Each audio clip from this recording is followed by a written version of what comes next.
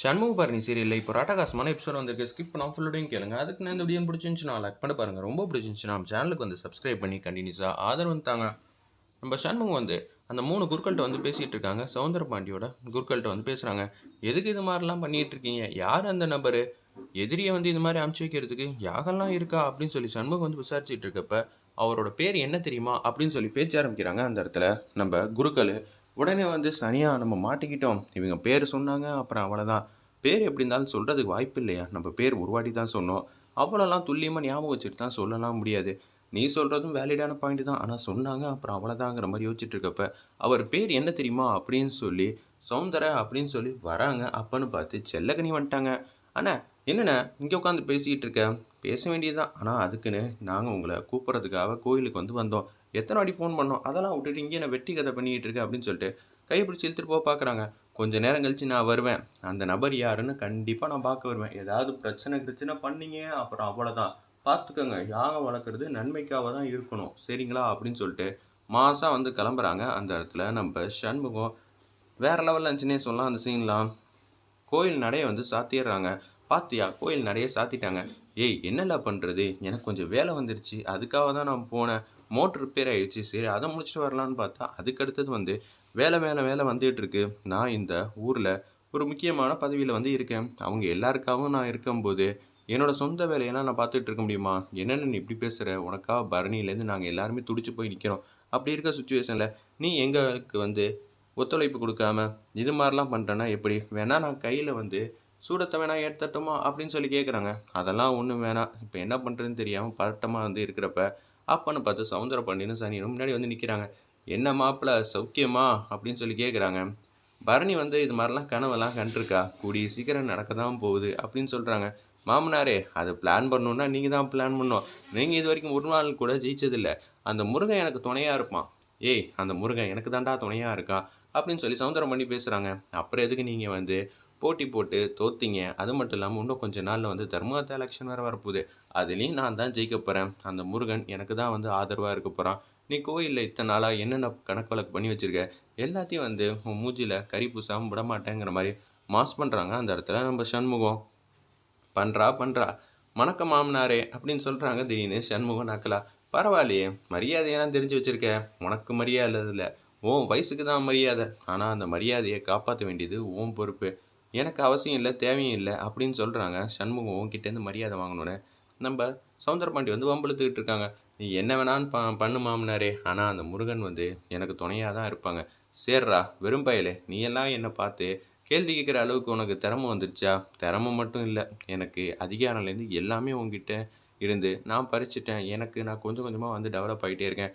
இது எல்லாத்துக்கும் காரணம் அந்த முருகன் தாங்கிற மாதிரி சூப்பராக மாசா பேசிகிட்டு இருக்காங்க. அடுத்த சீனையும் பார்த்தா சண்முகம் வந்து சாப்பாட்டில் தட்டை போட்டு வேக வேகமாக சாப்பிட்றாங்க. யாருமே வந்து தட்டிலேருந்து சாப்பாடு வந்து சாப்பிடவே இல்லை. சண்முகத்துக்கு இது மாதிரி பிரச்சனையாக போகுதுன்னு தெரிஞ்சு உடனே என்னடா சாப்பாடு வந்து உடனே எடுத்து சாப்பிட்ற, அதுவும் வெஜ் இருக்கா நான்வெஜ் இருக்கான்னு கேட்டுக்கிட்டு இருக்க, என்னடா நடக்குது இங்கே அப்படின்னு சொல்கிறாங்க. ஏன் எனக்கு பசிக்குது நான் சாப்பிட்றேன், உனக்கும் வேணா 2 கரண்டி 2 குழம்பு எக்ஸ்ட்ரா ஊற்றி சாப்பிடு, நான் அவனை வேணாம் நான் சொல்கிறேன்.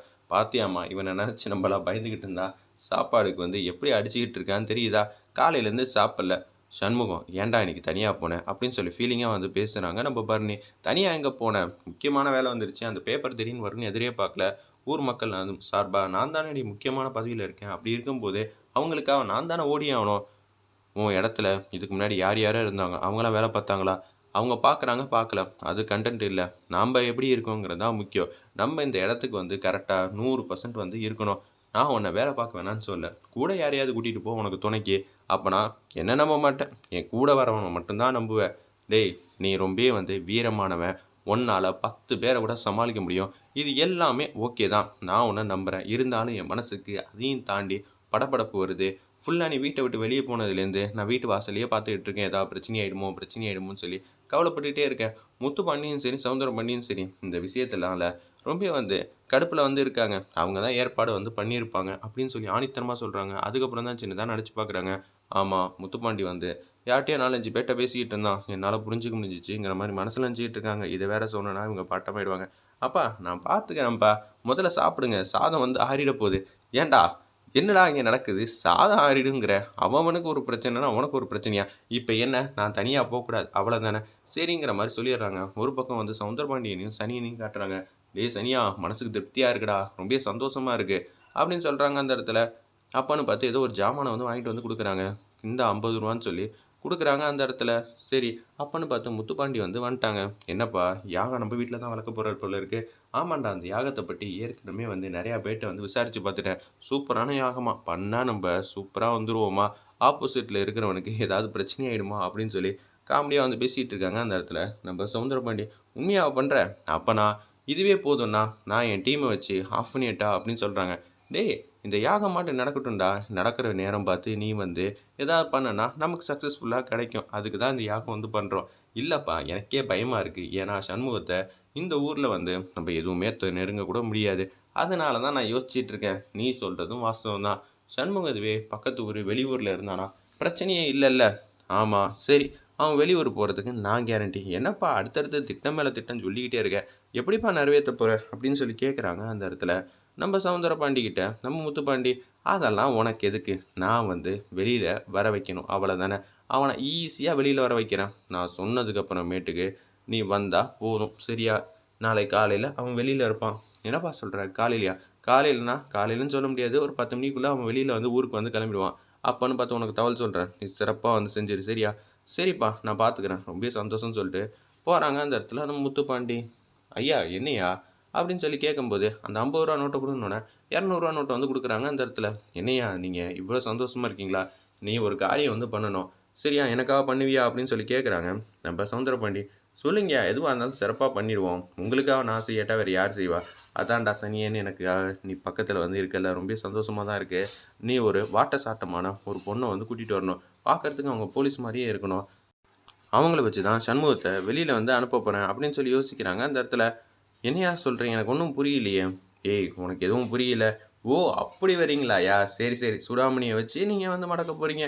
கத்தி பேசாதல. இது யாரு காதுலயும் விழுந்துற போது. சரியா?" அப்படின்னு சொல்லி சூப்பரா வந்து திட்டம் போட்டுட்டு இருக்காங்க போல இருக்கு சௌந்தரபாண்டி அந்த இடத்துல. ஒரு பக்கம் நம்ம சண்முகத்த வந்து காட்டுறாங்க. "சத்தியம் பண்ணுவியா? மாட்டியா?" "ஏய் கையெல்லாம் வந்து இப்ப தான் சாப்பிட்டுருக்கேன். இந்த கையோட சத்தியம் பண்ண முடியாது. நான் யாரு கூடயும் வந்து பேசல, வம்புக்கு போல. இன்னொன்னு தனியாவும் நான் போல. இது சத்தியங்கிற மாரி